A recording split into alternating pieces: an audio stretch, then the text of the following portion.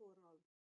Dyma bach o gefndir I chi ar gynnwys y cwrs addysg gorfforol uwchgyfrannol uwch. Welcome to the PE department. Here's a PowerPoint presentation on the A-level syllabus.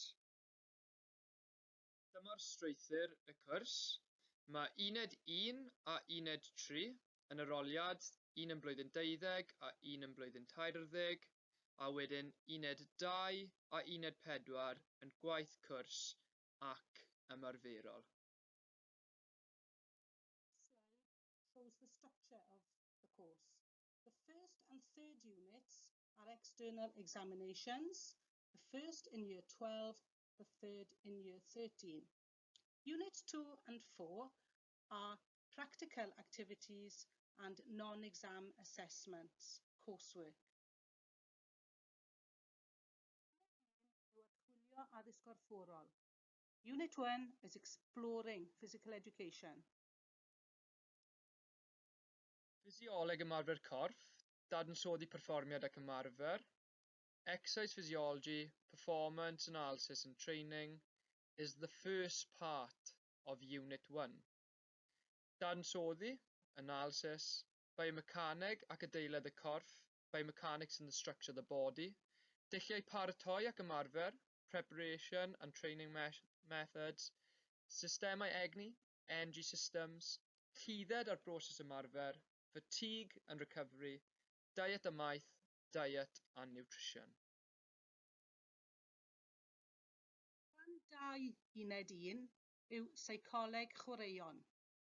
Personoliaeth, straen sbardino a phryder mewn chwaraeon a chymhelliant. Part 2 of the first unit is sport psychology, studying personality, stress, arousal and anxiety, and motivation in sport. Y trydydd rhan o uned 1 yw caffael sgiliau, skill acquisition. Yn y rhan yma, mae skill gallu a chymwysio at weithgaredd ymarferol, skill, ability and application to practical activity, prosesau dysgu a newidynau, learning processes and variables.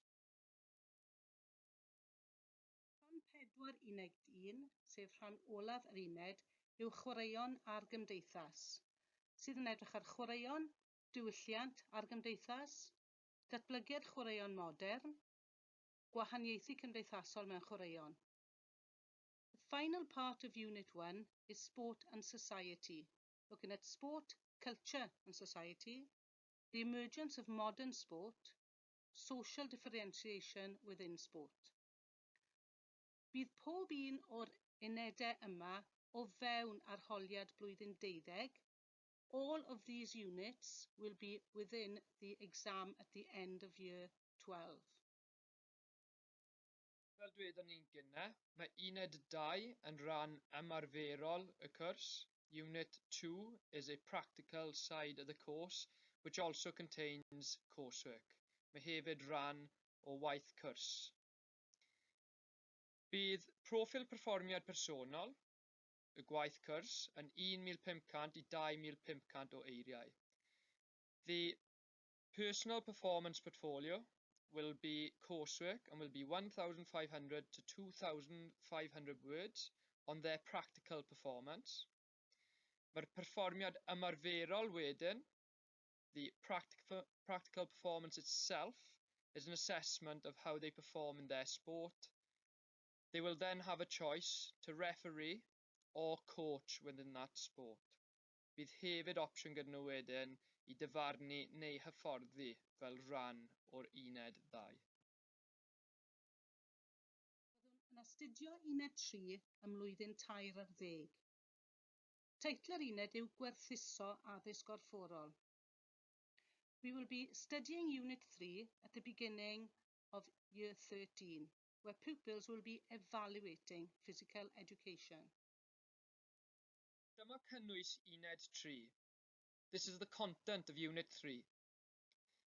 Physioleg ymarfer corff, dadansoddi perfformiad ac ymarfer, exercise physiology, performance analysis and training, seicoleg chwaraeon, sport psychology, caffael sgiliau, skill acquisition, chwaraeon ar gymdeithas, sport and society. Am fwy o wybodaeth, defnyddiwch y cod QR. For more information, use this QR code. Yn uned 4, fe fydd angen i'r perfformwyr, un neu llai, cymryd rhan yn gweithgaredd corfforol nhw, hyfforddi neu dyfarnu, ac yn ychwanegol, mae angen wneud ymchwil ymchwiliol sydd yn 2,500 i 3,500 o eiriau. Unit 4 is the practical element of the course. Pupils will decide whether they're going to perform their chosen activity, to coach their activity, or to officiate their activity. They will also be required to do an individual research project, which is between 2,500 and 3,500 words. Dyma rhai gwefannau pwysig I ddisgyblion ac I chi rhieni. Here are some important websites for you parents and for the pupils. Hefyd, os ydych am fwy o fanylion ar y cwrs, plis cysylltwch â Miss Bethan Davies yn Ysgol Gwyr a Mr Emyr Myers yn Ysgol Gwyr. If you want some more information on the course, please contact Mr Emyr Myers and Miss Bethan Davies in Gwyr.